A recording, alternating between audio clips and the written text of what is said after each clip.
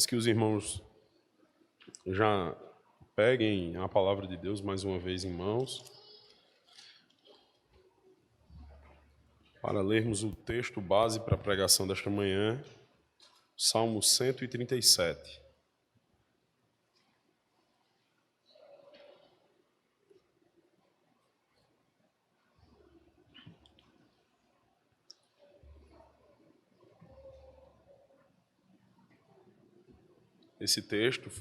Essa pregação foi feita pelo pastor Augusto Brainer, e me deu a alegria, a honra de ler o seu sermão nessa manhã, né?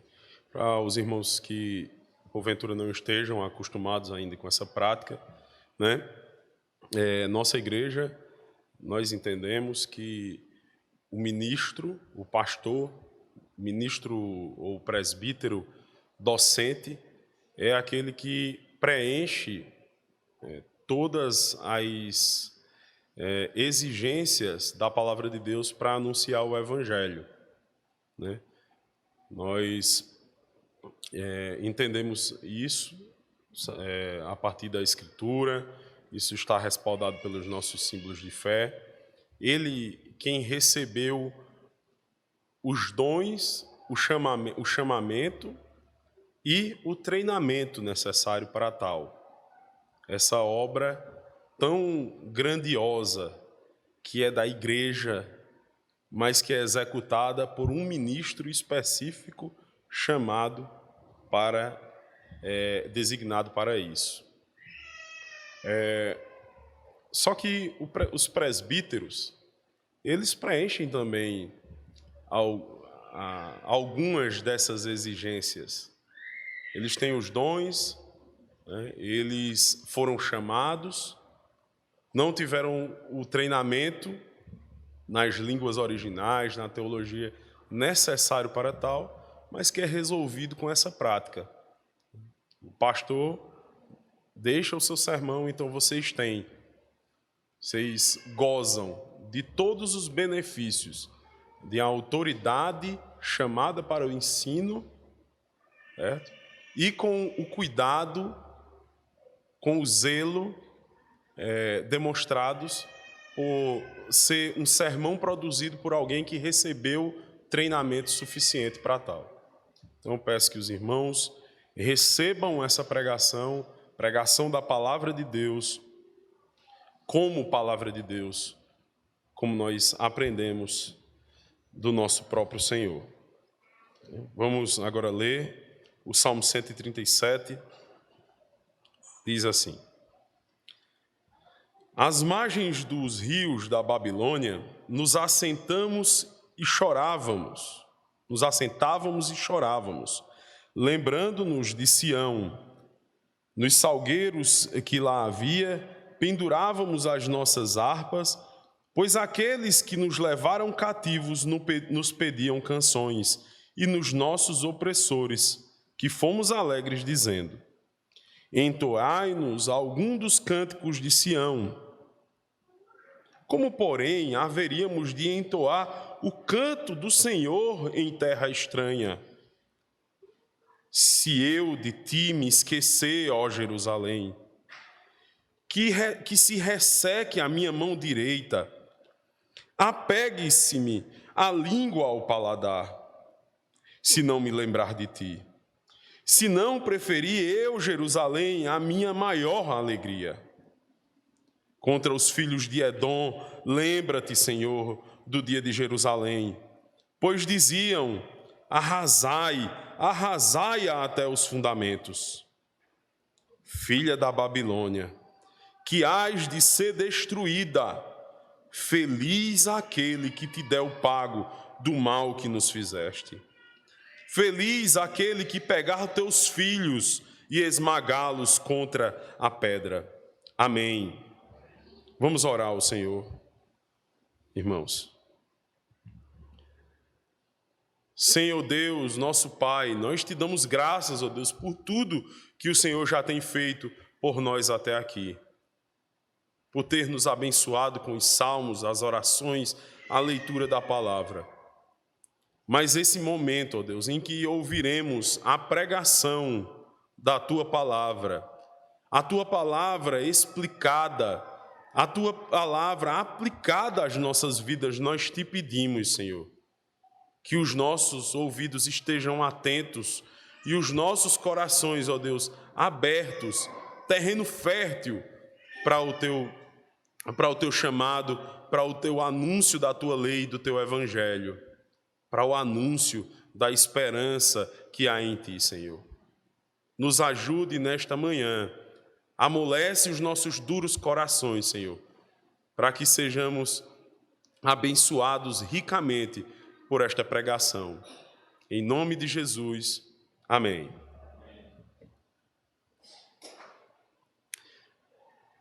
Que sentimento toma seu coração quando por algum motivo você deixa de vir à casa de Deus? Seja sincero, você realmente se entristece? Não vir à casa de Deus é algo que te faz mal, que te faz falta? Pois bem, hoje pela manhã, muitos irmãos nossos estão impedidos de vir cultuar a Deus, seja porque estão doentes ou porque viajaram para algum lugar onde não há igreja para congregar. Ou ainda, outros estão tendo que trabalhar em alguma daquelas atividades encaixadas na lei de Deus como serviço de necessidade ou misericórdia, as quais é lícito exercer no domingo, tais como médico, enfermeiro, profissionais de empresas de manutenção do fornecimento de água, energia e tantos outros. Mas até mesmo aqueles que têm uma justificativa bíblica, prestem atenção a isso, mas até mesmo esses que têm uma justificativa bíblica para não estarem no culto, deveriam investigar que tipo de disposição os seus corações demonstram quando não estão na casa de Deus no seu santo dia. Isso deveria ser motivo de grande tristeza. Naturalmente, era preciso termos um coração contristado, cheio de saudade de estar na presença de Deus junto a seu povo. O problema é que muitas vezes nós não apenas não nos entristecemos, como até mesmo nos alegramos. Não buscamos com todas as nossas forças estar na casa de Deus. Não sentimos falta da comunhão dos santos, do partir do pão, e facilmente trocamos o culto divino por um pouco mais de tempo na cama, ou para estarmos em uma praia junto à família e amigos. Veja que todas essas coisas não são mais em si, mas se ocorrem como substituição do culto divino, passam a ser pecaminosas e revelam bem como nosso coração está de fato, longe de Deus. Diante disso, quando voltamos os nossos olhos para o Salmo 137 e lemos a forma como o povo de Deus na antiga aliança sofreu, clamou e chorou para ter culto restaurado, podemos ter um vislumbre da disposição correta que deveríamos ter em relação à santa convocação. Para os israelitas, ficar longe do culto era algo tão terrível que eles choravam e lamentavam por estar na Babilônia e não em Jerusalém. O maior motivo das suas orações era poder voltar a cultuar com o povo de Deus. O exílio os tinha privado dessa grande bênção e Israel já não tinha mais ânimo para pedir nada a Deus, senão que ele restaurasse o prazer de adorar o Senhor no seu santo dia. Para entendermos melhor o que o povo de Deus passava no período do segundo cativeiro e como isso ficou registrado no Salmo 137, é preciso entender um pouco melhor o contexto que eles viviam. Pois bem, se existissem dificuldades para se encontrar o contexto de muitos salmos, não é o caso desse. Aqui vemos claramente que estamos diante de um salmo tardio, escrito provavelmente no final do cativeiro de Israel na Babilônia, o que se infere a partir do verso 8, quando percebemos que os israelitas aqui já vislumbravam a derrota dos seus opressores e a consequente libertação do seu povo, do povo de Deus. A dor e a angústia do coração do povo da aliança, descrita nesse salmo de lamento, nos fazem pensar no sofrimento dos israelitas pelas condições em que viviam durante todo o cativeiro babilônico. A Septuaginta, tradução grega do Antigo Testamento, chega a indicar que Jeremias é o autor deste lamento, quando desejava muito que o povo de Deus pudesse voltar à sua terra, não com outro objetivo que não fosse a adoração ao Senhor. O salmista descreve muito bem o contexto em que viviam na Babilônia, sem templo, sem sacrifícios e, consequentemente, sem alegria. Desde que foram levados para o exílio, os crentes do Antigo Testamento não puderam cultuar. Isso porque todo o sistema de adoração estava reservado a Jerusalém, a qual foi destruída e assolada pelo povo, que agora lhe escravizava. Que situação terrível! Os inimigos do povo de Deus aparecem mais uma vez numa parte da história se colocando como vencedores. A expectativa é que eles poderiam tomar toda a terra e governá-la sob um enorme império. Mas se acontecesse, onde ficariam as promessas de Deus reveladas a seu povo? Ora, irmãos, sempre que nós, como povo de Deus, passamos a avaliar as circunstâncias que nos cercam pelo prisma momentâneo, nossa tendência é de chegarmos à conclusão de que o mundo tem avançado e o reino de Deus diminuído. Mas essa não é a forma correta de um crente enxergar a realidade. Quando nossos olhos se voltam para a história da igreja, somente no período da morte de Cristo até hoje, percebemos que o reino de Deus tem se expandido e alcançado as regiões mais longínquas.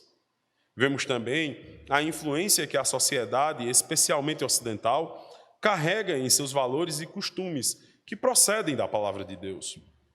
Se nossa perspectiva for bem ajustada, nossas almas se regozijarão e verão como o Senhor tem cumprido suas promessas e como elas são vividas em nosso meio.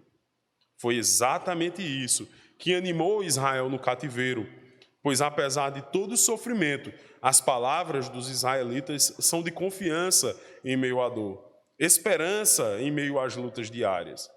Tudo isso porque eles se apegavam à palavra de Deus revelada e não àquilo que viam com os seus olhos. Adentrando um pouco mais nos detalhes do texto, percebemos que no verso 1, até o lugar em que eles choravam, é muito bem identificado no texto pelo autor. Junto aos rios eles choravam. Os profetas da época falavam sobre os israelitas se fixando próximo aos rios da Babilônia. Isso pode ser observado em Ezequiel, capítulo 1, Daniel, capítulo 8 e Jeremias, capítulo 29. Esses rios demonstravam a riqueza e fertilidade daquela região. Esse era um lugar aparentemente bom para se morar e adequado para reconstruir suas vidas. Mas eles não tinham alegria ali. Não choravam isoladamente, mas o povo todo chorava. Ou seja, a igreja que se unia outrora para o júbilo e a alegria, agora se une em meio às lágrimas. Essa é a comunidade que sempre anda junta, que faz festa junta, que come junta, que andou junta no deserto, que provou da terra prometida, que ia à casa de Deus em procissão e agora junto com ele chorava. Que bênção é viver na igreja de Cristo. Nela temos amigos tão achegados que chamamos de irmãos. Nela nos alegramos e nos entristecemos. Acompanhamos a gravidez das irmãs, fazemos festa com a chegada de mais um filho, tiramos foto no dia do batismo, choramos com as perdas, nos entristecemos com os pecados tratados pela disciplina, mas estamos sempre juntos. Que maravilha é a comunidade dos santos, um refúgio para o povo de Deus em meio a um mundo perdido. Ainda no verso 1 lemos: lembra-nos de Sião. É necessário que prestemos atenção até mesmo naquilo que os fez ir aos rios e chorar. Veja que eles não foram tomados de um choro repentino, uma emoção arrebatadora que os fez cair em lágrimas, sem que houvesse motivo ou reflexão para isso. Não, eles estavam completamente tomados de muita tristeza. O fato de estarem longe de Jerusalém os fez perder a alegria. Eles lembravam de Sião, ou seja, traziam à memória o que um dia lhes deu muita alegria e por isso choravam. Esse não é o choro fabricado dos nossos dias, quando o pastor muda a voz para emocionar o seu público, ou quando um cantor gospel inventa um novo mantra que se faz entrar em uma espécie de êxtase espiritual, o falso êxtase espiritual. Não, este é o choro verdadeiro, que brota de um coração angustiado, porque toda a sua alegria estava na casa de Deus, e ficar longe dela é a maior perda que eles poderiam ter. É um choro semelhante ao do Salmo 42, dos versos 1 a 4, que leva o povo a lembrar como era maravilhosa a caminhada até a casa do Senhor. Que bênção é se emocionar verdadeiramente com as coisas de Deus. Somente pensar na lei do Senhor, no seu santo evangelho, na obra de Cristo na cruz, deveria ser motivo suficiente para marejar os olhos e com isso sermos constrangidos na nossa pequenez a adorar esse Deus maravilhoso. Um outro ponto a ser destacado ainda no início do Salmo diz respeito ao peso maior que o povo de Deus deu à ausência do culto e com isso trazia tristeza aos seus corações, muito mais que a distância que estavam das suas próprias casas. Eles tinham deixado seus pertences para trás, suas casas e todo o seu patrimônio, mas não vemos nada disso, nem mesmo ser mencionado como preocupação no Salmo. O que eles mais queriam era ter a alegria de cultuar novamente. É bem verdade que isso não aconteceu com todos de Israel. A Babilônia era uma terra rica e fértil. Por isso mesmo, muitos israelitas fixaram suas casas ali e quando chegou o tempo da libertação, estes nem pensaram em voltar para a sua terra. Assim é o coração daqueles que, estando na igreja, têm seus pensamentos tomados por esse mundo. Eles são daqui e amam viver aqui. Esses se enraizam nesta terra e não nutrem desejo pelo céu. Assim como os israelitas mundanos preferiram ficar na Babilônia a ter que voltar para Jerusalém, muitos falsos crentes não terão nenhum prazer nas promessas da palavra que nos incentivam a deixar para trás esse mundo perverso em busca da Jerusalém celestial. Os mundanos do Antigo Testamento não sentiam falta da cidade santa. Eles já não tinham mais qualquer significado para eles. A casa de Deus, destruída pelos ímpios, não lhes incomodava. Muitos que estão na igreja hoje têm sentimento semelhante. É preciso sondar o nosso coração para sabermos que ele não tem enveredado por esse caminho perigoso do mundanismo. Para isso, podemos nos fazer algumas perguntas. O que você preferiria? Fale a verdade para si mesmo. O céu ou um casamento? A vida eterna ou uma família? Você prefere ter filhos ou habitar na eternidade? Ter dinheiro ou uma herança para além desse mundo? Viver muito ou eternamente? Ora, todos esses são desejos lícitos em si, mas quando se sobrepõem ao benefício eterno do Evangelho, revelam um grande pecado do nosso coração. Apesar de ser muito importante nos preocuparmos com nossa casa, família, trabalho e saúde, essas não podem ser preocupações que tirem o nosso foco de servir a Deus. Demonstramos cuidado com o reino de Deus, orando pelos nossos pastores, nos preocupando com o avanço do reino, criando nossos filhos como crentes conscientes de seu papel neste mundo e contribuindo com nossas finanças para o avanço do reino. Caminhando um pouco mais no texto, chegando no verso 2, percebemos que os israelitas com suas harpas penduradas. Aqui Calvino nos chama a atenção para este cenário sobre os seguintes termos. Quando o povo de Deus foi levado da sua terra às pressas, acabaram deixando tudo para trás, suas casas, seus pertences, mas não suas harpas.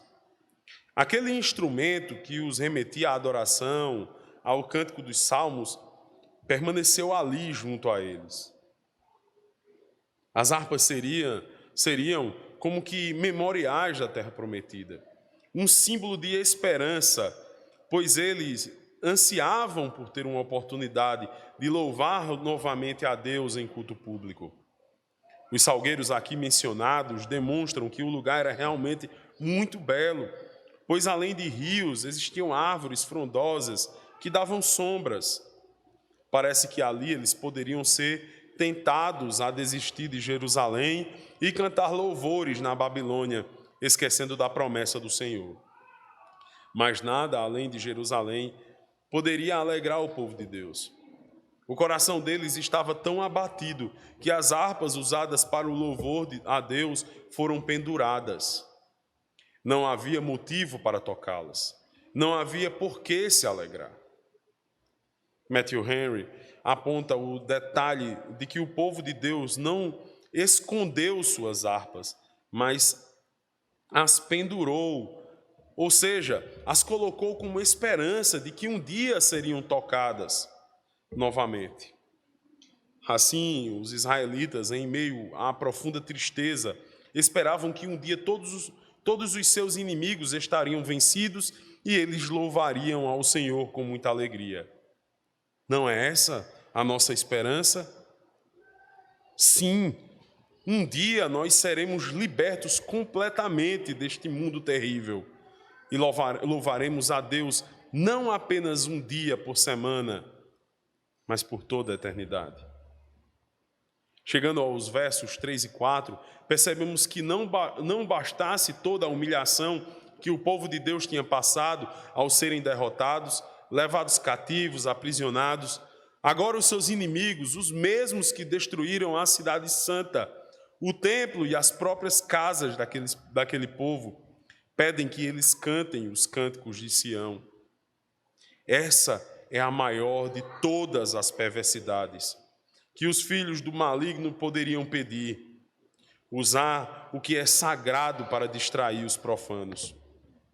Calvino diz que não devemos interpretar este pedido como sendo algo verdadeiro, mas uma grande ironia e blasfêmia contra o Senhor. Jamais os ímpios se alegrariam com o cântico dos salmos, mas eles provocam os israelitas para assim dizer que o Deus de Israel havia os abandonado. Os israelitas rapidamente negam o pedido de seus inimigos. Eles zombariam dos seus lamentos. Iriam rir daquilo que para Israel era mais elevado. É isso que os ímpios fazem com o que é mais elevado para nós. Então, a resposta foi adequada. Não há motivo para cantar aqui. A Caldeia é a terra estranha. Não merece ouvir aquilo que é santo, e Israel não tinha associação com o mundo impuro. O mundo de Deus, o povo de Deus era peregrino ali. Eles criam que o Senhor os restauraria à sorte e até lá se manteriam longe de toda a associação com os ímpios. É triste e surpreendente ver como muitos irmãos hoje tentam, de alguma maneira, incluir a qualquer custo os ímpios na adoração bíblica, que é dever somente dos crentes, dever e honra somente dos crentes. Muitas vezes, quando se fala que o culto deve ser mais relevante ou contemporâneo, eles não estão falando de uma busca por pregação fiel e, consequentemente, poderosa, ou ainda uma linguagem acessível a todos. Não. O que querem dizer é que devemos dar um jeito para que os ímpios se sintam bem acolhidos na adoração. Ora, este é um erro tremendo. Devemos entender que não pode haver associação tão próxima assim entre nós. É possível até mesmo que eles estejam observando o lamento ou mesmo o nosso júbilo durante a adoração, mas não poderão participar dela. Lembremos que no templo existia o chamado Pátio dos Gentios, um lugar onde ficavam de fora do culto os que não tinham o sinal da aliança até que se chegasse ao templo, mas nunca a adoração. Até punham os seus pés no santuário físico, mas nunca no Santo dos Santos. O princípio de separação ainda precisa estar presente entre nós. A ceia do Senhor é a prova mais evidente dessa separação. Não devemos, portanto, tentar abrir nossas cerimônias mais íntimas para aqueles que não têm ligação pactual com Deus. Se fizéssemos isso, eles ririam de nós, zombariam do nosso zelo e zombam e amor pelas coisas de Deus. Até hoje, muitos nos provocam com suas insinuações a respeito das coisas santas do Senhor. Como nós incluiríamos esses blasfemos na adoração ao Santo Deus? Mas nem mesmo a zombaria dos ímpios desviou o pensamento dos filhos de Deus. Todo dia eles abriam as suas janelas que estavam direcionadas a Jerusalém e ficavam pensando nela, lembrando em como viveram momentos felizes ali. É certo também que os mais jovens nem mesmo chegaram a vê-la, mas a conhecia pelo que ouviram dos seus pais e pela própria Escritura. Os mais velhos sabiam que de Jerusalém sobraram apenas ruínas, mas nem mesmo isso os desanimava. O povo de Deus estava sempre pronto para o dia que retornariam à terra da promessa. Foram longos 70 anos aguardando a redenção. Esse era um povo que não vivia com base naquilo que viam, mas esperavam na promessa do Senhor. Todos nutriam um grande desejo, ou de estar lá novamente, ou de conhecê-la a ponto de usarem de uma espécie de autoimprecação, caso não desejassem mais Jerusalém do que suas macias, doces alegrias individuais, suas mais doces alegrias individuais. Eles desejavam perder a força de sua destra, que o braço e a mão mais importante ficassem confundidos. Eles desejavam ter a sua língua presa ao céu da boca, senão o anseio por Jerusalém não fosse o maior impulsionador de seus corações. Os israelitas estavam assim, demonstrando o amor que tinham à adoração divina. Eles revelavam o que estava mais profundo do seu coração. Caso isso não fosse algo genuíno, a punição de não poder mais cantar os salmos, nem falar mais palavra alguma. Que cidade amada era Jerusalém! Que cânticos tão exaltados eram os salmos! Mas essas coisas eram tão importantes assim, a ponto de não sair da cabeça desse povo. Ora, Jerusalém aqui era o símbolo do cumprimento da promessa de Deus a Abraão, que lhes daria uma terra e uma nação. Jerusalém era a cidade do grande rei Davi. Jerusalém era onde ficava o templo, na qual se encontravam com Deus. Lá estavam o rei, os profetas e os sacerdotes. Já em relação aos salmos, que cântico retrata melhor as verdades vividas em Israel pela igreja da antiga aliança, assim como os benefícios da nova aliança para o povo de Deus espalhados por todo o mundo. Nos salmos lemos e cantamos Cristo e sua vitória. Cristo e a consumação das antigas promessas, ainda embrionárias, relativas àquela cidade, e como elas se confirmariam no Novo Testamento.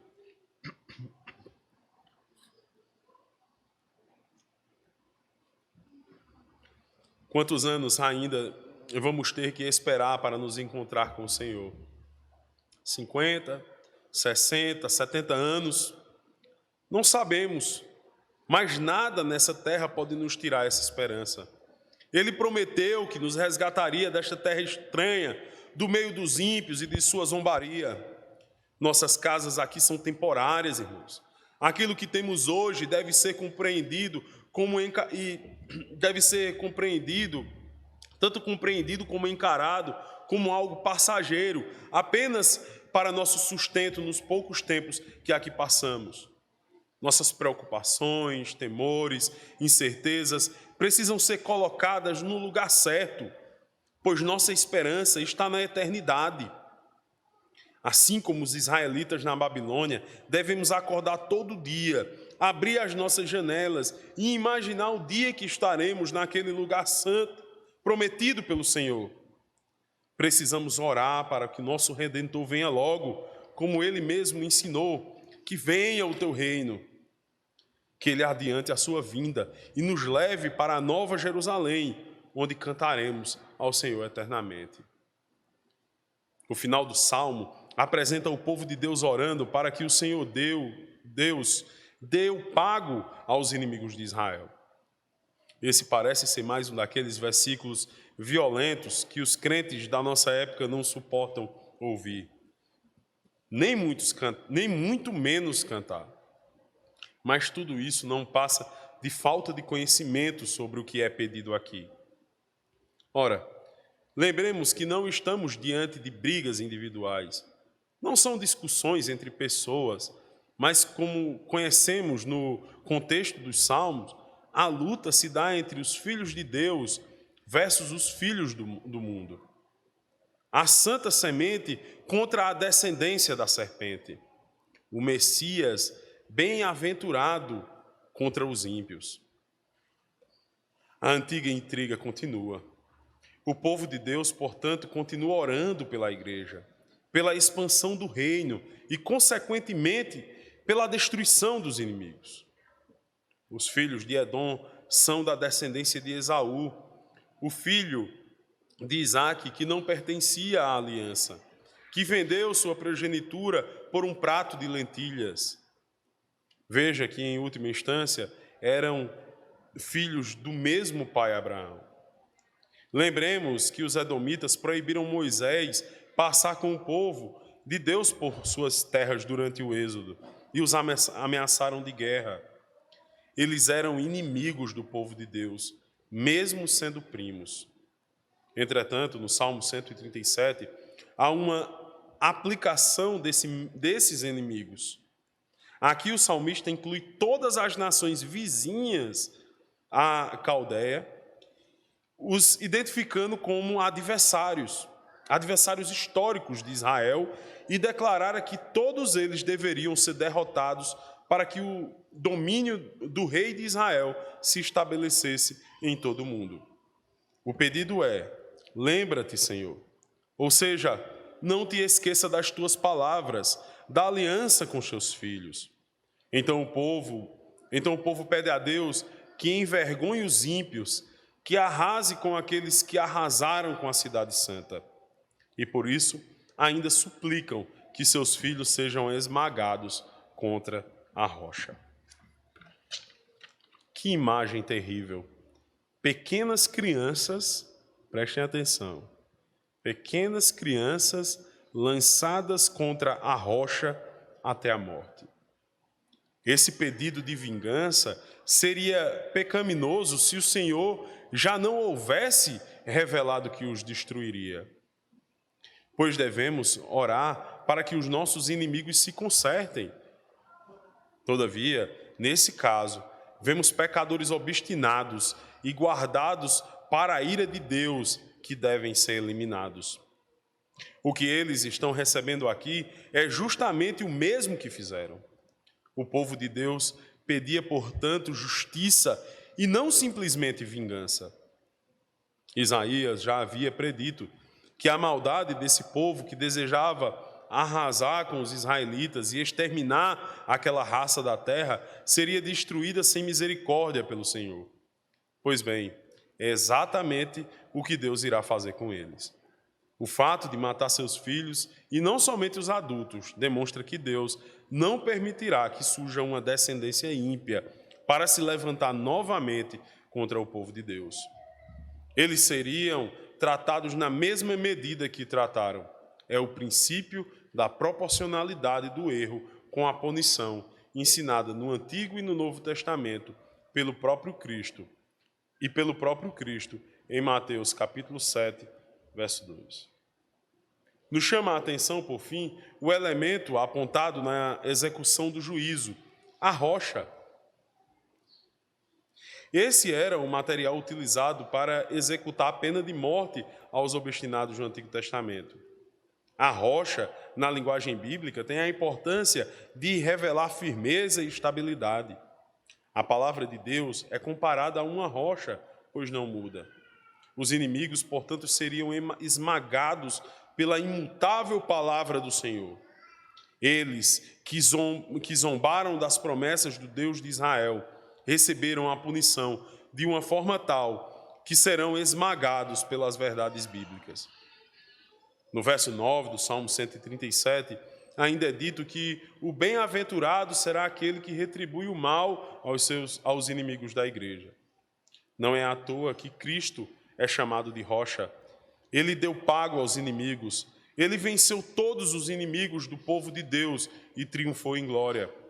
Cristo, o bem-aventurado Filho de Deus, derrotou os inimigos da igreja e reina sobre todos. Por isso, oramos e cantamos para que ele, na sua segunda vinda, cumpra cada uma de suas promessas de vida para os crentes e de destruição para os ímpios. O justo juiz virá, e ai daqueles que não atentar para as suas palavras, pois ele os esmagará as cabeças, pois duvidaram da santa e imutável palavra do Senhor. O que ainda te entristece? A falta de coisas dessa vida ou sua incapacidade de desfrutar de todas as bênçãos celestes? A impossibilidade de ir ao culto ou frequentar os melhores lugares dessa terra?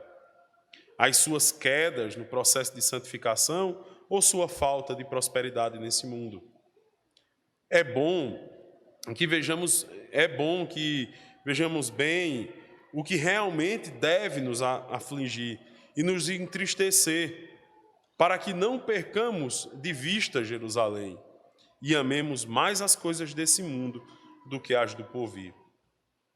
Nutra sempre um carinho especial e uma esperança viva pela terra que você vai habitar eternamente. E isso lhe fará sofrer menos pelas coisas desse mundo.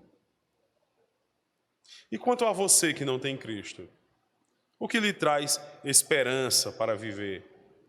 Os ímpios deviam viver todo o tempo desesperados. É incompreensível o riso no rosto deles. É absurdo um ímpio dizer que tem esperança no amanhã. Ora, se você não tem Cristo, não existe qualquer esperança, mas uma única certeza: Cristo, a pedra que você rejeitou, o destruirá. Não somente você, mas toda a sua descendência ímpia. Você deseja o bem para sua casa? Você ama a si mesmo, seu filho e sua esposa? Então se arrependa dos seus pecados e creia no Senhor. Não insista na sua rebeldia. Ele está lhe chamando hoje para deixar as expectativas frustradas desse mundo e trocar pela esperança do Senhor. Você, assim como tantos outros, pode deixar de ser inimigo de Deus e passar a ser seu filho. Se isso acontecer, no dia da tua angústia, Ele, o Senhor, estará a teu favor. E quando você clamar em sua luta, o Senhor, Deus dos exércitos, te ouvirá e te guardará. Ele prometeu e Ele cumprirá. Quem duvidará das palavras da rocha eterna, o Senhor Jesus Cristo? Quem não ansiará por estar na sua presença eternamente?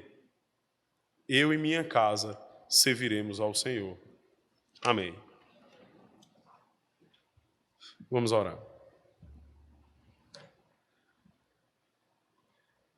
Senhor, nosso Deus, nosso Pai Todo-Poderoso, Pai amado, Pai querido, é maravilhoso, Senhor, saber que dessa Babilônia que nós vivemos, nós podemos ainda ter esperança, porque o Senhor escuta o nosso lamento.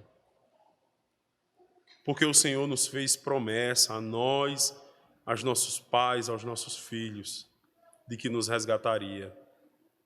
E não só isso, que o Senhor nos livraria com mão poderosa, dando pago, ó Deus, aos ímpios que nos perturbam, que nos perseguem, que querem, ó Deus, de qualquer forma, nos fazer desviar do caminho da Tua casa, Senhor.